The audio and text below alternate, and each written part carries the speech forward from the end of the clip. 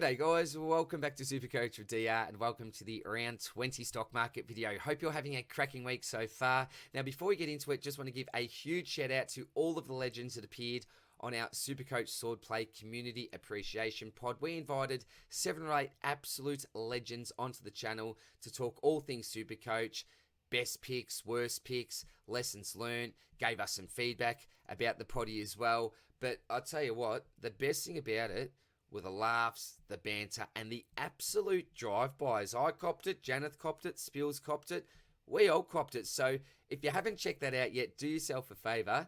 It goes for over 2 hours, and we just had an absolute ripping time. So thanks again to anyone that was involved. Now this week, we are going to continue the trend of doing the stockies a little bit differently. There's no point in me focusing on 50 to 100 players like I do earlier on this season, because many of us have run out of trades, and there's just not much that some of us can do. So for this week, what I'm going to do is I'm going to look at one player from each of the 18 sides. Now, it may be a rookie pick, it may be a mid-pricer, it may be a premium. I'm going to try to stay away from the really popular type picks. I've added the new column, which is the ownership column, but please keep in mind that ownership percentage is based off the top 5% coaches in the game. So if you're ranked in the top 5%, you'll actually be part of this data set. It's not overall ownership, so just keep that in mind as well. But we are managing some injury carnage. Your Ridleys, your Walshes, Ashcroft breaks my heart. But in good news, there are some decent options that we can look to bring in. We've got a rookie up the top there, named Curvis. Only played the one game, but could be a possible downgrade option if you're looking to upgrade somewhere else. You need to make some cash. Georgie Hewitt did wonders for my man Shorty, who also appeared on the community pod the other week. Really, really attractive price. And this man in the middle, with Sean Darcy out for the year, is now the #1 ruck at Freo. So I think Luke Jackson could be worth a bit of a shout. So I'm going to leave the intro for there, guys. Let's get into it, and let's see who we've selected for the Adelaide Crows.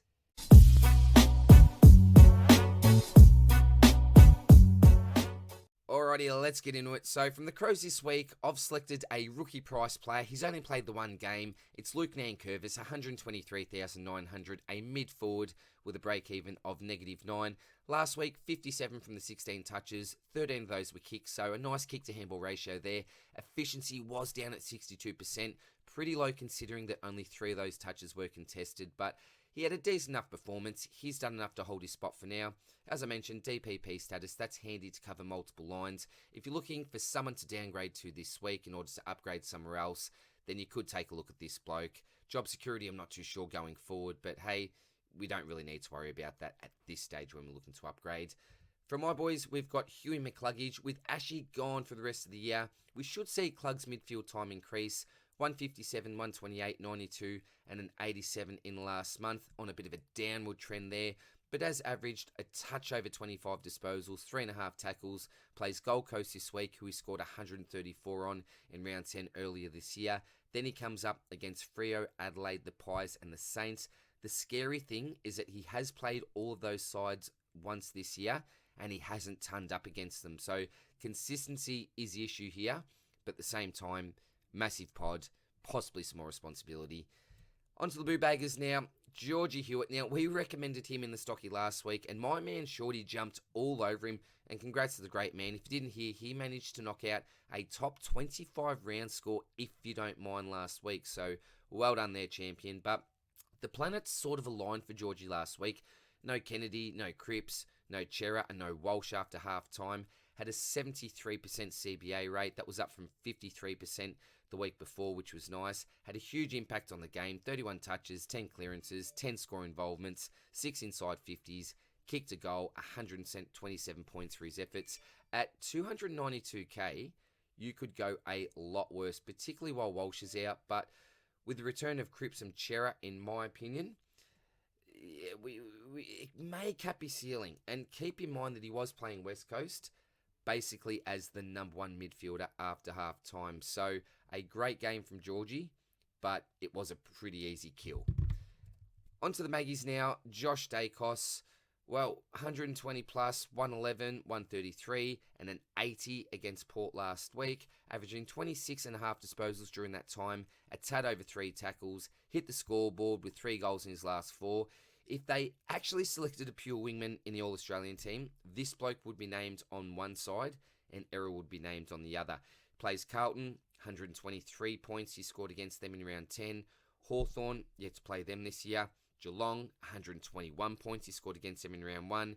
Brisbane, only 75 in the Pies' only loss for the season. And Essendon, who he scored 100 on in round 6. My man Brent is all over this bloke. He's a massive pod, as you can see, not even in 1% of the top 5% side. So if you want to go different, then you could go the other Dacos brother. Why not pair him up? On to the Dons now, and I tell you what, my man Spills was a little bit up and about with the re-signing of this man. Fantastic for the club. When Ridley missed in round 9, he scored a 136, which was his second highest of the season. Also had his highest kicking count, which was 10 in that same match. And I expect with Ridley out that his kicking percentage will rise. They do share it around. They had 6 individuals that had at least one kick in last week. But the big news is he signed on. He can now focus on his football, and I think that'll be great for the Red Dog. Essendon's a nice Supercoach fixture to the end of the season. That's been well documented. Plays Sydney this week, followed by West Coast and North for the first 2 weeks of the Supercoach finals. I could have had a Parish in here as well. I was tempted to throw him in, but given the fact that Ridley's out, it probably made more sense to focus on a defender in this spot, I think. Red Dog scored a season-high 144 against the Eagles last time. Interestingly, only the 73 points, though, against North has the Giants, who he scored 128 against earlier this year as well. So all signs are looking pretty positive for the Red Dog, and if you're looking for a massive pod, then he could be your man. I've got the role reversal symbol there, just because with Ridley out, I think he steps up a little bit. Lukey Jackson, so talk about the role reversal symbol there. Last month, he scored a 30 against the Dogs, a 64, 93, and 100. So unlike Huey McCluggage, who we talked about before, he's actually going in an upwards trend, which is great to see, particularly for Fremantle and Luke Jackson owners. Now, the issue is this. Can he play forward and score well? Probably not. Could he play as the number 1 ruck and score well? Absolutely, I think he can. And we know what the news coming out of Freo is. Big Shrek is out for the season. So, look, the 4 scores that I just read out, nothing to write home about. But for Jacko, it's all about the role. All of a sudden, this man has that number 1 role all to himself. Shrek's missed 3 games this year. That was rounds 13, 14, and 19. In those rounds, Jackson scored 119 versus the Tigers, 118 versus the Giants, and then a flat 100 versus the Swannies. So I expect this man's average to really start to increase from here until the end of the season. His fantastic coverage, obviously that ruck forward option. For those that may have traded out DCAM, such as myself, this is a really, really realistic option. You know, that average is 112 without Darcy. Has Geelong at GMS, Brisbane at home, West Coast at home, Port at home, and then the Hawks at the MCG. So at 457,200, I think this bloke could be fantastic cover in case even someone like a Rowan is out, as well as being a wonderful pod. So I'm actually a fair fan of the Jackson selection at the price and with his current role. Onto this man, Tommy Stewart. So, look, sorry for the really obvious one here, but have we seen a better role in the history of Supercoach? This bloke now attends CBAs and then casually floats back down to defence to resume the usual loose man +1 intercept duties. It's unbelievable. Last week he took over from O'Connor and Bruin, who they only had 11 and 21% between them. And Big Tommy, well, he attended 53% of those CBAs. In round 18, it was 0. But even the round before that, it was 26%, which is obviously still a quarter of possible CBAs. A 147, 124, 104, and a 152 in the last month. So 3 captaincy scores there. I really like him as a VC this week, and I'm pretty sure that Janeth and possibly Spills are going there themselves. Could be a bad man at the category against Freo. So I think he's up there with the worst antipods in the game. Not owning Tom Stewart would be extremely scary. So if you're one of the few that don't, I think it's a pretty good idea to jump on if you're in that position. And next up, we have Sammy Flanders. Look, I had to have him here. This bloke is absolutely killing me. It's an obvious one, I suppose, watching this bloke pump out 100 after 100. A dagger to my heart. Look, in a way, it makes me feel a little bit better about myself starting him. This was the exact role that I was hoping for, but unfortunately it came 13 rounds too late for me. Dewey's gone, and this man's stocks are rising by the day. Obviously a great junior talent. We've seen him dominate the VFL, and now he's getting the job done in the big league. 100, 119, 96, 125, and 113 in his last 5 for an average of 110.6. CBA rate, 43%, down to 19, then back up, 43, and then 50%. Last week, it was a season high of 69%, so all positive signs for the young man.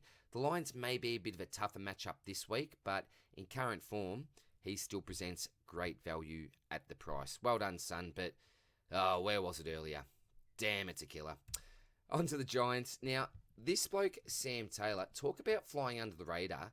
This man has quietly gone 118, 117, 130, and 121 in the last month. I certainly didn't see that Isaac coming. That was terrible. Sorry, wasn't it? The old Isaac. Yeah. But I had to chuck it in. Sorry. But in all seriousness, this bloke is, in my opinion, certainly, without a doubt, in the top 3 defenders in the comp, if not higher. He doesn't rely on kick-ins to score points, like some other defenders. I don't actually think he's taken a single one this year, to be honest. And remember, Taylor's only been back for the 5 weeks after a long layoff. So he's hit his straps right away. If you're looking for a player that nobody owns to attempt to differentiate your side, then this bloke is a serious shout in current form. A fantastic play, intercepts, tough as nails, and just will not lose a contest. So if you're looking for the lone wolf approach, take a look at this man. Next up, we got him bouncing in here because I am bouncing about after last week with this man's scores. We've got the assist dog. What a comeback from the great man after getting tagged out of the game by Ford and Zeeble the week prior. The assist dog went bang with the 171. Some crucial yet possibly controversial intercepts in the last quarter really boost his score to monster territory. But this is a reason why we love him in our teams. This is a reason why we just... Look, this week, right, it's going to be interesting because apparently Ross is talking some nonsense about the fact that they're going to tag him. But, you know, he can score like an absolute maniac. And wouldn't you know it, you know, facing the Saints this week, he scored 170 on them earlier this year. The big question is, will Ross follow through? You know, who'll do the job? Owens, maybe a Windy. I'm not too sure, but I'm really, really tempted to chuck the C on him. It's just got me slightly concerned, that talk. But I'm just not sure if they're going to follow through with it. It's possibly a risk, but I really need to win a cash league matchup this week to book my spot in the 8. So if I do need to risk it for the biscuit, then he will be my man this week in one of the later games. Will be a little bit scary though. Next up for the Ds, we've got Gus Brayshaw at just over 500k. I think he's worth a look, you know, certainly not for everyone, but seems safe for a 95 type average at minimum, you'd think. In last month, he's gone 116, 91, 93, and 125. Plays Richmond and North the next 2 weeks, so a couple of really nice matchups there. Not a sexy pick by all means. You can see they've got the average Joe symbol there, but he's just a solid play. He won't rocket you up the ranks, but he'll just be that steady type player. His lowest score in the last 7 weeks is a 91. So a really decent floor for his current role. So yeah, boring type pick, but sometimes boring is okay for some. On to the Tigers now, and a Pod Ridley replacement could be this man. You could bank a little bit of coin, extremely low ownership in the top 5%, 1.1 his last 5, really only the one failure. He was locked down against Sydney. Aside from that, he scored a 103, 95, 129 and a 106 last week. Does share the kicking duties with Vostone and Broad. Plays Melbourne, 84 this year. Dogs, 136 this year. The Saints, 103 this year. And North, which is yet to play. But that seems pretty juicy. And sorry, Port as well, 89 this year. Can throw in a low one from time to time, but I think he should score well enough at the price anyway. Here we go. The Man of Steel, the comeback king, the Man of Steel is back. He's risen from the dead. He is saving my season up at the moment after it looked like he was destroying it a month ago. Such a massive turnaround. And he now has the highest 3-round average in the competition, if you don't mind, with a 135, only sitting behind Gawn and English. My man Jono was talking about him on the potty this week, and he's already locking him in next year. What a great man Jono is. Shout out to you, mate. Giving drive-bys all over the place. But yeah, look, 140, 105, 160 in the last 3 weeks. Absolutely phenomenal. You can certainly tell that I'm an owner, can't you? I just wrote him off not long ago. But after those three, yeah, he's averaged 28 touches, 8 tackles, lots of contested pill. Also kicked a goal in 2 of those last 3 games. Hitting the scoreboard. Yeah, faces Hawthorn, Carlton, Richmond, Geelong, and then my boys to finish off the season. So some nice matchups there. Still slightly risky, as we've seen a low floor at times this year, but hopefully he can continue to finish strong. And with that low break even of 54, you're going to be paying up a little bit more next week. For the Swannies now, we've got Lukey Parker. Really solid season to date. He's been a little bit up and down lately, but his last 6 weeks read 145, 134, 103, then 85, 76, and then went bang, back up to 155 last week. So 50% of those scores are fantastic captaincy scores. He's probably competing with the bloke we just mentioned in Jack Steele. Not much difference in price, so I suppose just take your pick. Parker finishes off with Essendon and the Giants, the Suns, the Crows, and the D's. On the downside, he hasn't scored really well against any of those teams, apart from GWS, where he scored a 116. So another pod option you could take a look at. Really, really rate him as a player. Alex Witherden, now 111, 92, 103, and 123 in the last month. Now, don't get me wrong, I don't love Witho as a selection, but let's look at... Alright, so we'll start off with some of his stats, and we'll go for the last month. 29, 23 of those were kicks, 86% efficiency. Then he had 22, 21 of those being kicks, 82% efficiency, only the one contested though. Then he went down to 18, but 94% efficiency. And then he had 30 the week prior, 80% efficiency, 1 out of 3 of those contested as well. Kicking duties, 4, 3, 2, and 5. He really shares them with Hearn, Duggan, and probably now Yo as well. He'll probably come back in and take some of those kick-ins. Got North, Essendon, Freo, Dogs, and the Crows.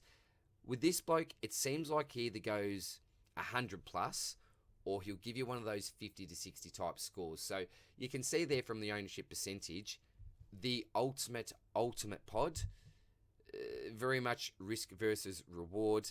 If you want to go lone wolf, and hey, just say if you had the opportunity to even have him as your 23rd man somehow, which I highly doubt it, but why not? Maybe give it a crack for the last month of the season.